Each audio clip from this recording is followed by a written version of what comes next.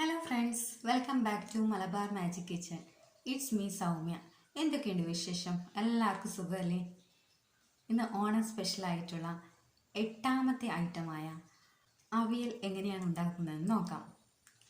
നല്ല അടിപൊളി, ഇതുപോലെ ഉണ്ടാക്കിയ നല്ല അടിപൊളി ടേസ്റ്റിയായ അവിയലാണ് കേട്ടോ. ഈ വീഡിയോ ഇഷ്ടപ്പെട്ട സബ്സ്ക്രൈബ് ചെയ്യാനും ലൈക്ക് ചെയ്യാനും മറക്കരുത്. അതേപോലെ ഈ സൂപ്പർ ടേസ്റ്റിയായ അവിയൽ എങ്ങനെയാണ് ഉണ്ടാക്കുന്നത് നോക്കാം. ഓണത്തിന് എന്തായാലും ഉണ്ടാക്കി നോക്കൂ കേട്ടോ. പ്രിപ്പറേഷൻ എങ്ങനെയാണെന്ന് നമുക്ക് കാണാം. അവിയൽ പ്രിപ്പയർ ചെയ്യുന്നത് എങ്ങനെയാണെന്ന് നോക്കാം. അതിനായിട്ട് ഞാൻ ഇവിടെ എടുത്തിരിക്കുന്ന വെജിറ്റബിൾസാണ് ഇതൊക്കെ. ഇതിൽ കുമ്പളങ്ങ, അതേപോലെ ഉരുളക്കിഴങ്ങ്, ചേന, പയർ, അതേപോലെ ബീൻസ്, വഴുതനങ്ങ, കക്കിരി, ചേന, ഉള്ളി, പച്ചമുളക്, മുരിങ്ങാക്കോൽ എന്നിവയാണ് ഇവിടെ എടുത്തിരിക്കുന്നത്. നിങ്ങളുടെ കയ്യിൽ അവൈലബിളായ വെജിറ്റബിൾസ് എന്താണോ അതൊക്കെ ഉപയോഗിക്കാവുന്നതാണ്. ഇതൊക്കെ എങ്ങനെയാണ് ഒരു നീളം കുറഞ്ഞ പീസായിട്ട് കട്ട് ചെയ്തെടുക്കുക. തീരെ നീളം കുറഞ്ഞതോ തീരെ വലിയ പീസുമായിട്ട് കട്ട് ചെയ്യാൻ പാടില്ല.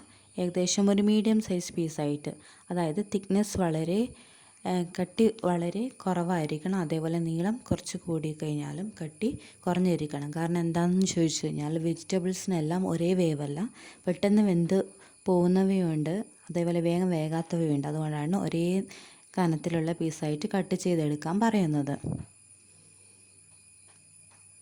ഏകദേശം ഇതുപോലെയൊക്കെ ഒന്ന് കട്ട് ചെയ്തെടുക്കുക. ഇനി നീളത്തിൽ എല്ലാം ഒരേ പീസാണെന്ന് പറഞ്ഞിട്ട് സ്കെയിലൊന്നും വെച്ചിട്ട് ആരും കട്ട് ചെയ്യണ്ട കേട്ടോ.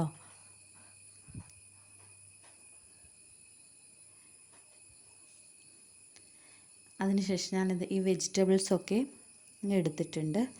ഒരു പാനിലേക്കാക്കി അതിൽ മഞ്ഞൾപ്പൊടി, ഉപ്പ്, ആവശ്യത്തിന് വെള്ളം എന്നിവ ചേർത്ത് ഏകദേശം ഒരു കപ്പ് വെള്ളം ചേർത്തിട്ട് ഞാനിതൊന്ന് അടച്ചിട്ട് വേവിക്കാൻ വെക്കുകയാണ്.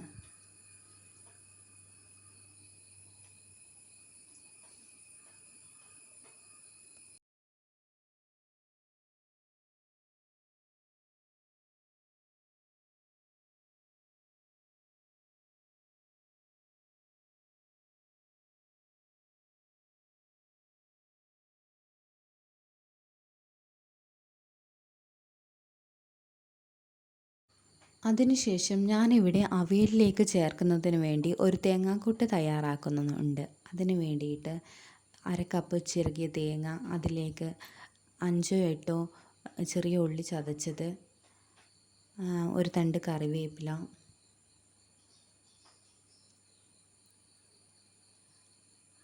ഒരു ടേബിൾ സ്പൂൺ ചെറിയ ജീരകം,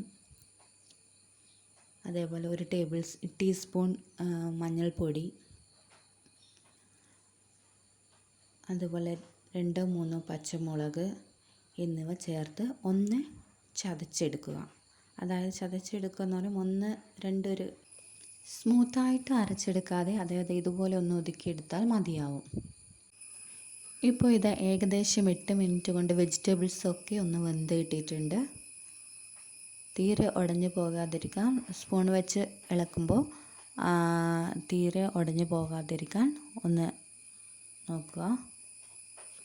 അതിനുശേഷം നമ്മൾ നേരത്തെ അരച്ച് വെച്ച തേങ്ങാക്കൂട്ടുണ്ടല്ലോ, അത് ഇതിലേക്ക് ചേർത്ത് കൊടുക്കുക.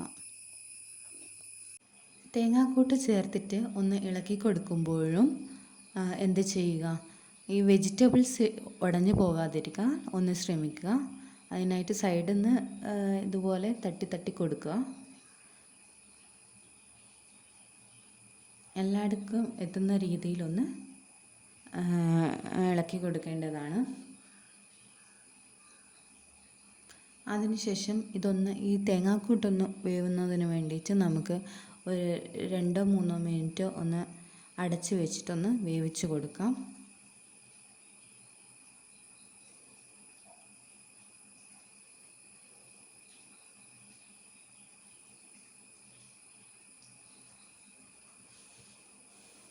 ഇതിൽ വെള്ളം ചേർക്കേണ്ട ആവശ്യമില്ല. വെള്ളം ചേർത്ത് കഴിഞ്ഞാൽ തീരെ വെള്ളം പോലെ ആയിപ്പോകും. അതുകൊണ്ട് ഇതിൽ വെള്ളം ചേർക്കേണ്ട ആവശ്യം വരുന്നില്ല.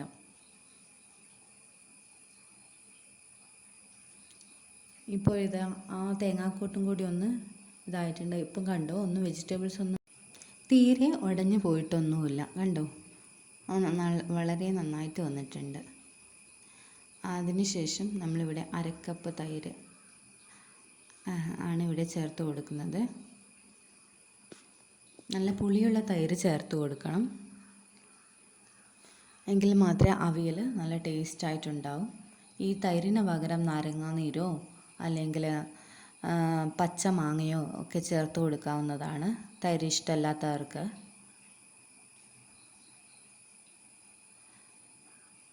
അതിനുശേഷം എല്ലാം ഒന്ന് മിക്സ് ചെയ്ത് വെക്കുക. നമ്മളെപ്പോഴും തടിത്തവി ഉപയോഗിക്കുക അവിയൽ ഉണ്ടാക്കുമ്പോൾ. മറ്റ് സ്പൂണുകളോ കയ്യിലുകളോ ഉപയോഗിക്കുന്ന സമയത്ത് സ്റ്റീലിന് വേഗം ഉടഞ്ഞു പോകാനുള്ള സാധ്യത കൂടുതലാണ്. അതുകൊണ്ട് എപ്പോഴും ഈ തടിത്തവി തന്നെ ഉപയോഗിക്കുക.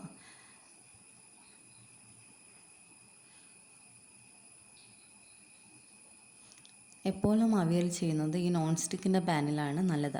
അത് കാരണം എന്താണെന്ന് ചോദിച്ചു കഴിഞ്ഞാൽ വേഗം ഉടഞ്ഞു പോകത്തില്ല. വെജിറ്റബിൾസൊക്കെ അത് പെട്ടെന്ന് വെന്തിട്ട് ഉടഞ്ഞ് ഒരു ഷേപ്പ്ലെസ് ആയി കിട്ടില്ല, നല്ല ഷേപ്പോടെ കിട്ടും. അതിനുശേഷം ഞാൻ ഇത്തിരി ഉപ്പും കൂടി ചേർത്ത് ഒന്ന് അടച്ച് വെച്ചിട്ട് വേവിച്ച് കൊടുക്കുകയാണ്. ഒന്ന് മിക്സ് ആവുന്ന വരെ ഒന്ന് ഇതായാൽ മതി.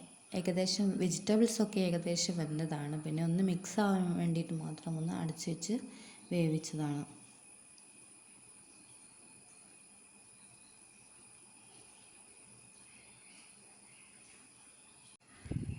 ഇപ്പോൾ ഈ അവിയൽ ഏകദേശം വേവ് എല്ലാം ആയിട്ടുണ്ട്. അപ്പോൾ ഇതിലേക്ക് കുറച്ച് പച്ച വെളിച്ചെണ്ണ ചേർത്ത് കൊടുക്കുക. വെളിച്ചെണ്ണ തന്നെ ചേർത്ത് കൊടുക്കണം, എങ്കിൽ മാത്രമേ ആ സ്മെല്ലുണ്ടാവും. അതിനുശേഷം കുറച്ച് കറിവേപ്പിലയും കൂടി ചേർത്ത് കൊടുക്കുക. ഒന്ന് മിക്സ് ചെയ്തതിന് ശേഷം ഫ്ലെയിം ഓഫ് ചെയ്ത് വെക്കുക.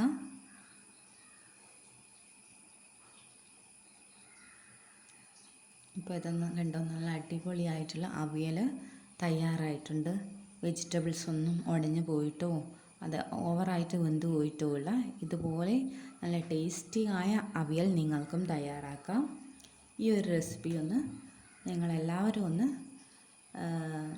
ട്രൈ ചെയ്ത് നോക്കൂ. ഹലോ ഫ്രണ്ട്സ്, നമ്മളിപ്പോൾ അവിയൽ തയ്യാറാക്കിയിട്ടുണ്ട് അല്ലേ. ഒരു ഉടച്ചിലോ ഇതോ ഇല്ലാതെ നല്ല ടേസ്റ്റി ആയിട്ട് നല്ല സദ്യ സ്പെഷ്യലായിട്ടുള്ള ഒരു അവിയലാണ് നമ്മളിവിടെ തയ്യാറാക്കിയിരിക്കുന്നത്. ഇതുപോലെ ഈ ഓണത്തിനൊന്ന് തയ്യാറാക്കി നോക്കൂ കേട്ടോ എല്ലാവരും.